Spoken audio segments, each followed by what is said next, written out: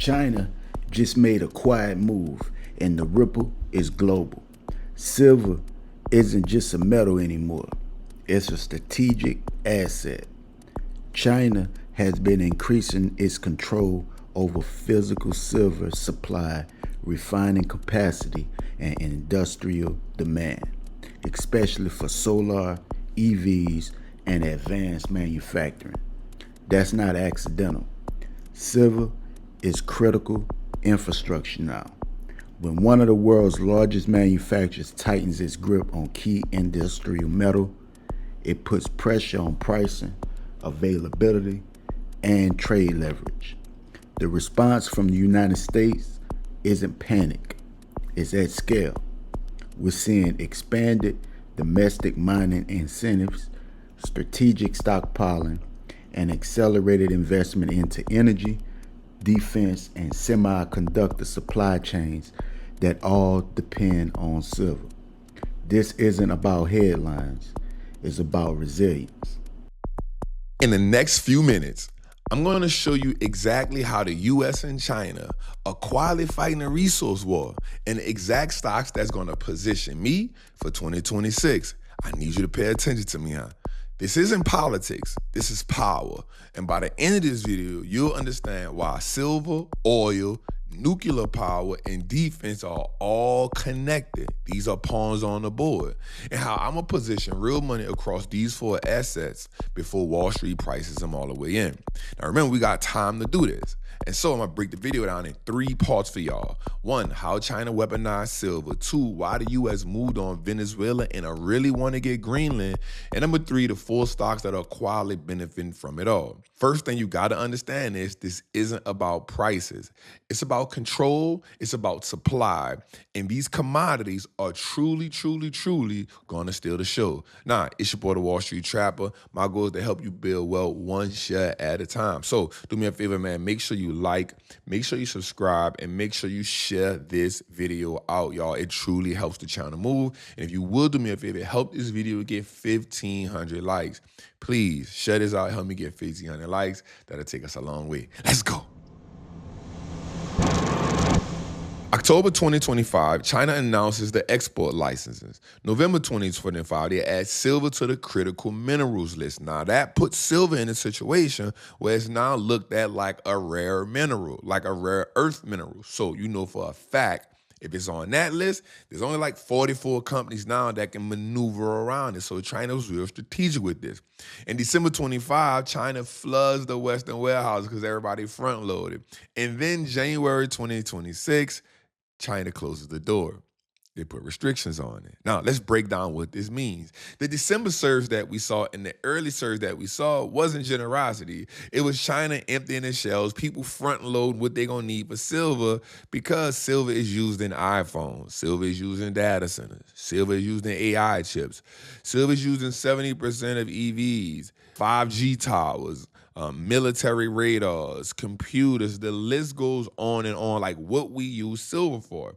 Now, I want you to think about it from this perspective because here's the part that a lot of people miss. 70% to 80% of silver is mined as a byproduct. So even if prices double, production can't. That's right, you have to go through copper and so many different things to get silver. It's not like gold, and this is why silver spikes don't behave like oil, and they don't behave like copper because you can't just turn the faucet on for silver. It's one of those things where you got to maneuver through so many different things to get it, but it is amazing if you can get it. Just to even give y'all some game on the gate, while it is getting hit right now, it's because of confusion. I think by the end of the year, by mid-end of the year, I definitely think we'll see silver picking back up, maybe hitting $80. Silver is not a trade, but it is some exposure because it's needed so much. So I'm not betting on hype. I'm positioning for restricted flow. Silver becomes price sensitive in shortages, and you know how this game goes, supply and demand. So China didn't say no silver exports. What they did do was something real smarter. They put up something about export licensing, strategic material digestion, and just them having so much control of it. So that means silver becomes political. then the flow becomes unpredictable. Buyers must keep front loading or they gotta beg. Whoop de doo. Markets have uncertainty more than they have bad news. And this is why silver surged and then it pulled back because people understood. And then we know the markets are emotional. So the January surge was really just people front running. That's right. Even though silver moved really good, it was people front running, trying to get ahead of it. Remember when Apple shipped all those iPhones from China, like 44 million that time before the tariffs came? Same thing here. December spike happened because Western buyers rushed. Warehouses got stuffed, and everyone assumed what was to come. Now, the surge borrowed supply from the future. So now, with January, when we saw that huge surge, that was panic buying. It was headlines. It was everything being accounted for. Remember, the markets are a forward-looking mechanism. So what happens when the price rises up today is because they see something happen in the future. And so that's why we saw price build. Now, the thing about that is we probably only have so much time before those supply run out, and then the silver supply gets structurally broken. Silver is not like oil. It's one of those things where it takes a lot. It takes a lot to really get it. And so now, as AI increases, as production increases, as we maneuver, as we get more into technology, we're going to need more silver. So higher prices don't fix the shortage. This is why economics call it inelastic supply. Come on, I just taught y'all something just now. Come on. And it's really explosive when demand is political. Now think about it. AI hard locks silver demand. This is what people get this wrong at so often. Silver isn't optional when it comes to data centers. Silver isn't optional when it comes to power grids. Silver isn't optional when it comes to EVs. Silver isn't optional when it comes to solar. Silver isn't optional when it comes to military and satellites. Silver isn't optional when it comes to 5G and 6G. Silver isn't optional because it's the best electrical conductor. It's heat resistant and is reliable at scale. There's no replacement at AI scale. You need silver, just like we need air. AI demand doesn't slow down because prices rise. It forces prices to go higher. Remember, the market moves on supply and demand. So this is why silver will lag first, and then it'll overshoot. And then what most people will get wrong is they're trying to catch it while it's rallying instead of positioning themselves early, going through the downfalls. Now, I'm not telling you to buy it right now. I'm just saying silver patterns are historically, they run like this. Silver tightens quietly for a long time. Inventories drain.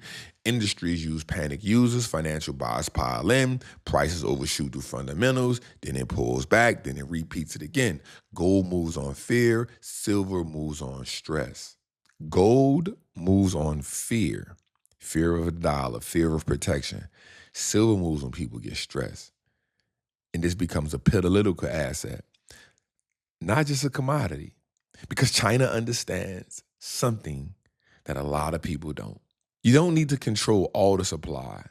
You just need to control the larger share. Silver is now a trade lever, a tech choke point, and a bargaining chip. And so this is why the U.S. labeled silver as a critical mineral. Mind you, this is not me talking. This is just what the politicians said. This is what our president said. Silver is now labeled as a critical mineral. That's not symbolic. That's a warning. And so now let's get into the next part of this. Why Donald Trump is really talking about Greenland. And it's not about real estate. I want you to lock in with this. Greenland is not about flags. It's more about minerals and shipping lanes. Come on, y'all. This is a press for power for everybody. Now, why Greenland really matters? Because rare earths, first of all, China controls 70% of that, so we got to get some of that on our own. Arctic shipping lanes, they are going to shorten because ice is melting, missile defense, and space tracking. Plus, China and Russia have already been positioning themselves. Trump is already saying like, hey, yo, we'll pay the citizens. First he was saying, we need Greenland. We need Greenland. He wasn't saying that for nothing. This is not charity. This is leverage that we trying to do.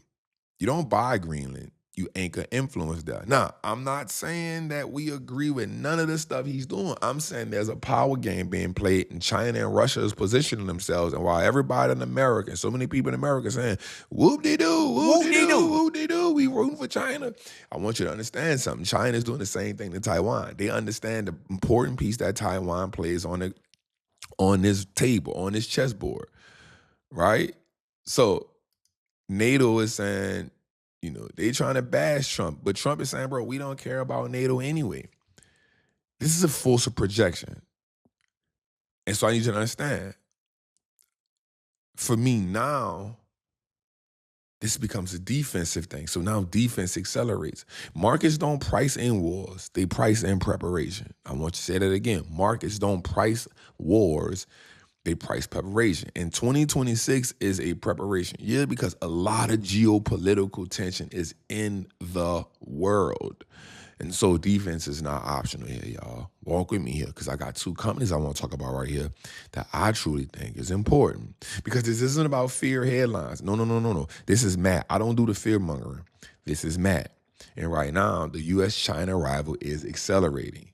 Taiwan, well, that risk hasn't disappeared. It has gotten even more so in the front hand.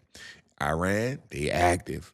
The Arctic militarization, yep, that's rising. And drone war is now proven, not theoretical. So now people coming in with drones. So even if nothing happens violently, spending still ramps up. Why? Because modern war is inventory driven, not troop driven. You don't wait to build drones. You don't wait to build missiles. And you don't wait to put systems in play after the conflict starts. Walk with me here. One of the companies on my list right now, and it's been on my list, is KTOS. The future of war is cheap, fast, and unmanned. Hear me here. What Kratos does is they are a legacy defense giant. Okay, watch me. They're not like the Lockheeds, but they have positioned themselves well. They specialize in unmanned combat drones, autonomous systems, electronic warfare, hypersonic testing platforms, and weapons. Now listen to me here. The last word matters. It's a certain kind of weapons. Weapons that are designed to be expendable, right? So I want you to understand this whole thesis behind this, right? The old doctrine when it came to war was one jet equals $100 million, protect the asset, avoid the losses. That was the old way, right? That was the old way. But what this company does is real cool. Hundreds of low-cost drones, some will be lost. That's the plan. They don't care. Kratos builds systems meant to be cheap enough to lose, but fast enough to replace and scalable enough for mass development. I want you to hear that again. Scalable enough for mass development. This is why China understand this. Taiwan defense, a Middle Eastern escalation, they're going to require this. So it's not just about men marching. It's about drones. It's about air. It's about intelligent war. And so why do you think the Pentagon loves KTSO, right? The U.S. military has a problem. It cannot afford to lose a $100 million asset at scale. China can overwhelm with volume. So Kratos solves the problem by lowering unit costs, shortening production cycles, enabling swarm tactics. That's key. That's 1,000 little drones going to attack. This is why Kratos keep getting prototype contract, testing the walls, long-term platform roles. This is why. This is not by assumption, y'all. It's not flashy, but it's embedded. I want you to walk me on this journey because the next company is one of the ones that I really like. These are the two that I like the best. Now, I know about Lockheed, I know about Northrop Grumman, but these two are special. General Dynamics. We move from future warfare to guaranteed spending. And so this is another thing that is important as we talk about war and as we talk about the chessboard, right? And understand, this is the power game, y'all. And a lot of people don't understand this, but this is necessary. So for us as investors, we got to ask ourselves, where's the money going? What General Dynamics usually controls and what they actually control is, it's not sexy, but that's why it works. They dominate nuclear submarines, and we just saw Russia. We just saw what they doing right now, right? Tanks, armored vehicles, mission critical IT systems, classified defensive infrastructure. Now that's important. Let's break that down. If the U.S. military exists, General Dynamics gets paid. If they exist, General Dynamics get paid. The nuclear submarine angle, well, that's huge. The U.S. is modernizing its nuclear deterrent. Now, this includes a few things: new ballistic missile subs, multi-decade build cycles, generated attacks that guarantee funding. Now, these programs run for 20 to 30 years at a time, y'all. So they are politically untouchable and they're immune to budget cycle. This is why the company consistently outperforms, but it's a quiet killer. You don't cancel.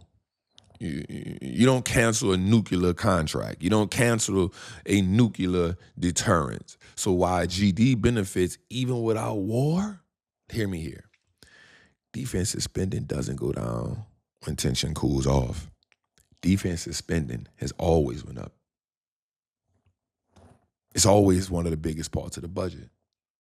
It just shifts categories.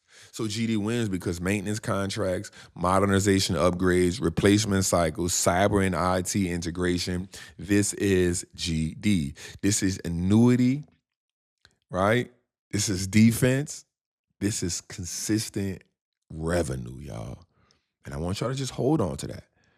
So KTOS and GD are the two defensive stocks that I like because you get growth, you get stability, and you get inevitability. And that's important. Together, they will give you upside optionality, they will give you downside protection, and they will get exposure to both the new and the old ways of war. And this is important. So now I want to walk you through this, why the United States took Venezuela, because I hear a lot of people that don't really understand what this is, right? If you zoom out, if China is choking metals, the U.S. needed what? Energy independence, and they needed it fast. This is the game that's being played, right? So Venezuela, we already understand, has the largest proven oil reserves on earth. Heavy crude oil equals long-term strategic value. We know this, we heard it time and time again. But let's dig deeper than that. OPEC has controlled the oil pricing for decades. They like a gang. They like the mob, right? So this wasn't about today's oil price. No. This was breaking OPEC's leverage for the next decade. And that's what America's doing. That's what China's doing. Everybody's trying to get rid of the old way and position themselves in this AI, modern technology world. So we seeing the rules get played a different way.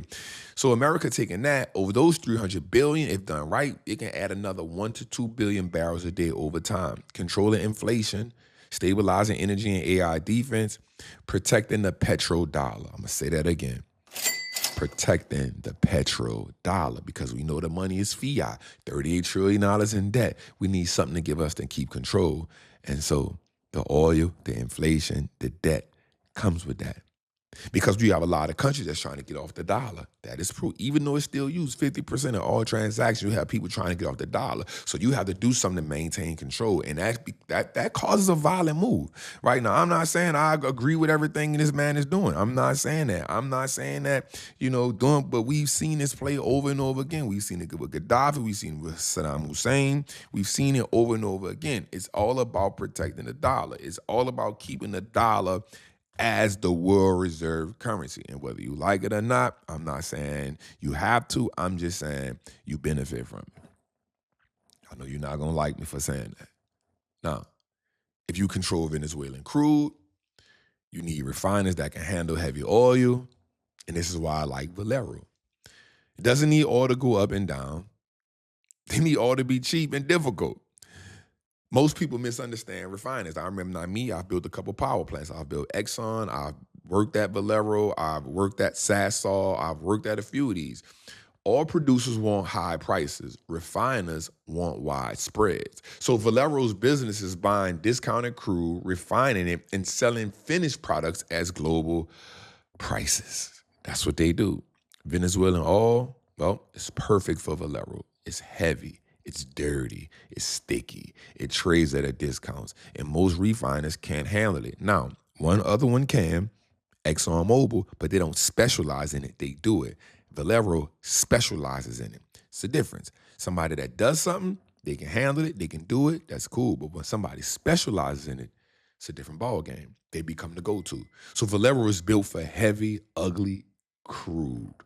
Venezuelan oil isn't oil. It's like tar.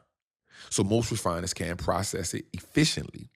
They need expensive blending and they lose margins. Well, Valero's, because I worked at him, speaking at this from him, a perspective that was working there, and I got pictures of it. It's high complexity, heavy crew optimized, designed for exactly this type of supply. This gives Valero structurally, it gives it an advantage, not at a cyclical one, but this is a long-term play here. So Venezuelan barrels re-enter the market, Valero buys cheaper, competitors struggle, margins expand, but also this is a long-term play here. This doesn't happen overnight. Now, Venezuela breaks that pricing power from OPEC now. This is where America comes in at, and this is what Trump is doing. Like, he's caused a lot of disruption, I'm not gonna lie, but the power game is different. So here's the chess move. We understand that OPEC has controlled prices and they restricted it. They being the mob. So with Venezuela under US influence indefinitely, this undercuts OPEC, this undercuts them, and it puts America in a position of power. So the result, crude prices stay compressed, product demand stays strong, refining margins explode. So Valero really doesn't care who controls the world politically, they just want the bid. They care that someone floods the system, and they care that it's used by them. And you know why? This is another deflection, or let me use another word. This is another inflection to China and Russia. Why? Because China had been building a relationship with who? Venezuela. Valero is downstream. Now, in oil, there's a thing called downstream production and upstream production. Producers get punished in political risk. Refiners, well, they get protected. Because governments need gasoline, they need diesel, they need jet fuel, they need energy without inflation. So, KTOS, General Dynamics, Valero, these are three that I like because they sit at the choke point. And if energy becomes a national security, I want you to understand something. Refiners become a priority. Supply guarantees improvement. Margins get squeezed. And this is why refiners often outperform during chaos, not calm. Now, lastly, I want to bring you through one more thing before we go, y'all. There's an AI power crisis going on. You use AI 100%. But there's an energy price crisis that's going crazy. There's 100+ megawatt per data center being used, 35 gigawatts of demand. The grid cannot handle it. Solar and wind, they cannot scale. So I want you to understand something right here. AI doesn't run on chips. It runs on electricity. And a lot of people, electric bills and stuff are going to go up. They're going to get high. They're going to get out of control. And the reason because the energy is cut off. And so this is why I like this company right here, because they're a nuclear powerhouse, NNE. This is why nuclear wins. 24/7 it runs, zero carbon, long-term contracts, backed by the government and big tech.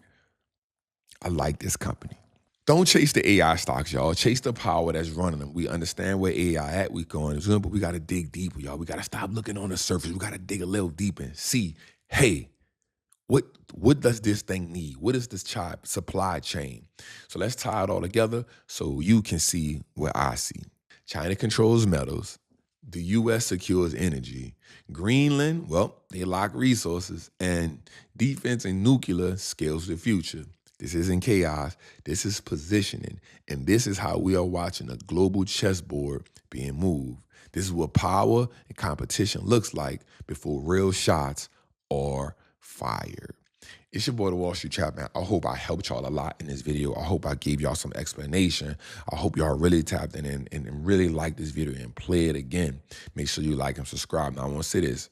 You don't have to like the game, but you should understand it because capital always flows toward power. All right, man. I'll see y'all in the next video. Salute.